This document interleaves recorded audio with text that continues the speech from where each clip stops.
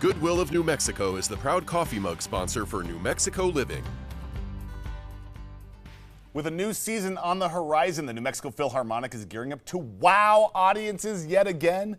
This year, they have a wide variety of different performances for you and the family to enjoy. I have looked up the lineup, and boy, is this season set to be the most epic yet. We are joined by the president and CEO of the New Mexico Philharmonic, Marian Tano, breaking down what audiences are in store for with the 2025-2026 season. Marian, welcome. Thank you for joining us today. Thank you so much for having me, Logan. Oh my gosh, you guys cover the gamut when it comes to concerts and styles. We're talking classic concerts, coffee concerts, movie concerts. A lot to unpack here. Let's start with the classic concerts you guys have. Sounds great. So we have about 7 concerts at Pope Joy Hall. Okay. They're classical. We're featuring great soloists in this. We have some great guest conductors that are coming. And of course, our star is the music director, Roberto Minchuk, and the musicians of the Mexico Philharmonic. The first concert is going to be on October 11. Okay. I love what I love about that concert. It has a music that has never been performed Really? in New Mexico. For example, we have a piece by Penderecki that's in memory of the victims of Hiroshima. And this year, of course, it's 80 years since that happened. And so that will start the concert. We have a singer that will play Mahler's Symphony No. 4. It's an epic work, okay? Then we move on to guest conductors in November 1st, and that features a great violinist of German background who's playing the Brahms Violin Concerto.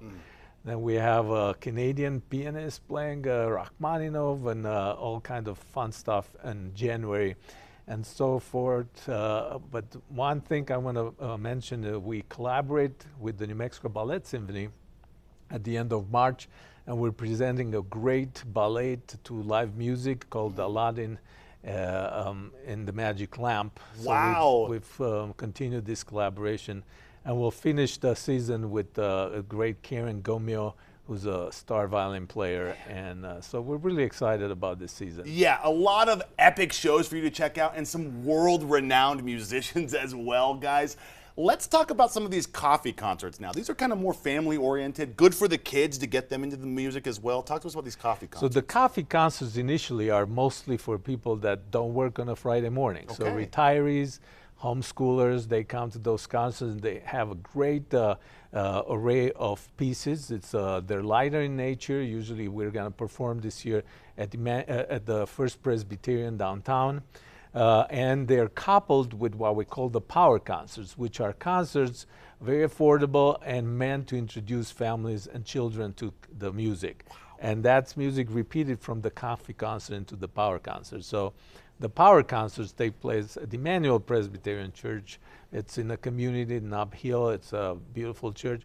So I'm very excited about this. One of the concerts features Carnival of the Animals, Parts and Sons, where you have every instrument portraying a certain animal, including the elephants and all that. Fun! It's really fun. Wow, Yeah. I love that the New Mexico Philharmonic is making this type of music so accessible for everybody, right? And it's something that everybody can enjoy. This one caught my eye right away, okay? The very first movie I ever saw that I was like, that movie resonated with me was Jurassic Park, the original one.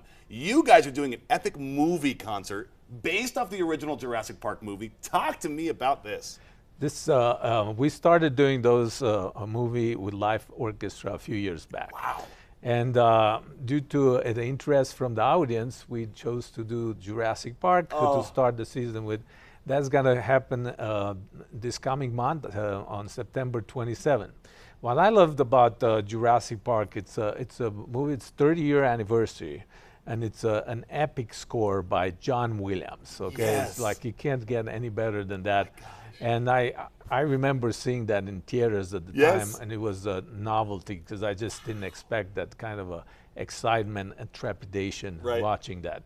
But the cool thing about that I want to mention to our audience is this: when an orchestra recorded for the movie, the way we saw it in the Correct. movie theater, they go and record in segments. So you do a segment, and if it's hard, you just do it a few times until it comes right on tape. Okay. Well, with us, right now, we're playing the entire score from the beginning to the end while the movie's playing. So the technique there is the producers took out the sound, and instead of the sound the orchestra plays, the conductor has a monitor with a timer, and times the music to the way it's supposed to go so it matches the movie. So you go there and you hear this lush, great, big sound that's coming live from the orchestra with a huge screen in HD, and you've got this very unique experience, very different than watching that on your TV. I was unaware we were going to be watching the movie and it was going to be synced up. That is going to be a one-of-a-kind experience. Where can we go online to find out all about the concerts we talked about? All the concerts are available at nmphil.org on our website. And some of the concerts are available through the UNM ticketing site, but I think the nmphil.org is probably the best bet.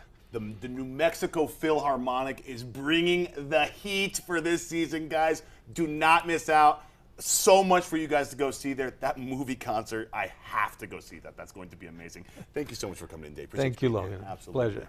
Guys, for more information on this interview, head over to KRXV.com. Click on that New Mexico Living tab. All right.